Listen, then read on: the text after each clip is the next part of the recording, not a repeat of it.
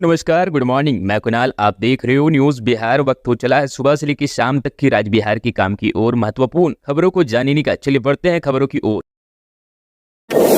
बिहार में जिनके नाम पर जमाबंदी, अब वही केवल बेच सकेंगे जमीन। सरकार ने लागू कर दिया नया नियम।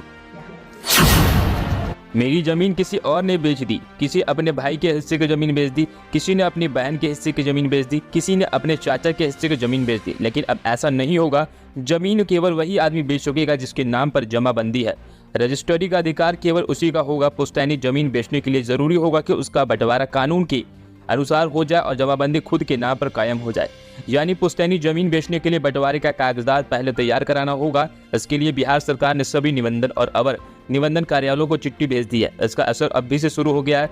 गुरुवार को बक्सर और डुमरांव निबंधन कार्यालय में गिने चुने डीड का ही रजिस्ट्री हो सकी। इसका आदेश का और लंबा होने की संभावना है। सरकार के राजस्व पर इसका असर भी पड़ेगा, लेकिन जमीन विवाद के मामले काफी हद तक घट जाएंगे। साथ ही भूमाफिया के धंधे पर भी गहरी चोट पड़ेगी। उत्पाद मद निषेध एवं निबंधन विभाग द्वारा बुधवार को हाईकोर्ट पटना में पारित आदेश को लागू करने के लिए बक्सर के निबंधन पदाधिकारी और डुमरांव के अवर निबंधन पदाधिकारियों को पत्र जारी कर आदेश दिया गया है। अब रजिस्ट्री के वक्त जमीन की बिक्री करने वाले व्यक्ति के नाम पर जमाबंदी होने का प्रमाण पत्र होगा। विक्रेता के नाम पर जमाबंदी नहीं होने की स्थिति में जमीन की रजिस्ट्री नहीं हो पाएगी। यह नियम 10 अक्टूबर 2019 को ही बिहार सरकार ने जमाबंदी नियमावली के जरिए लागू किया था, लेकिन मामला हाईकोर्ट में चला गया और वहां से तत्काल प्रभाव से इसे रोक कर लगा दी गई। गत सप्ताह हाईकोर्ट के द्वारा बिहार सरकार द्वारा 2019 में लागू जमाबंदी नियमावली के वैध ठहराते हुए आदेश जारी किया गया था।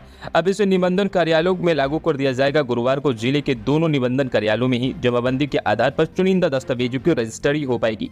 कम हो जाएंगे भूमि विवाद के मामले। जमाबंदी नियमावली लागू हो जाने से अब जमीन विवाद कम होने लगेंगे। इसका असर कुछ दिनों में साफ देखने को मिल जाएगा। इससे पहले पिता, बाबा, दादा के नाम पर दर्ज जमाबंदी पर अपना हिस्सा बताकर बैरों टूक जमीन की बिक्री खरीद की जाती थी। मारपीट और हत्या जैसे अपराध का भी बड़ी वजह यही था। भूमाफिया की अब कमर टूट जाएगी। जमीन रजिस्ट्री में नए जमाबंदी नियमावली लागू हो जाने से बाद में भूमाफिया की कमर टूट ही जाएगी। पहले भूमाफिया शहर की बाजार की कीमत भूखंड पर नजर लगाई बैठे थी। अब परिवार के किसी सदस्य को लालच देकर अपना कब्जा जमा लेते थे। असली मालिक कोर्ट कचहरी में फंसकर रह जाता था। अपराधियों के डर से अपना हक छोड़ देता था। इसी प्रकार से बिहार सरकार की और भी खबरें सब डीप रहने के लिए चैनल को सब्सक्राइब और वीडियो को लाइक कर दीजिएगा। धन्यवाद।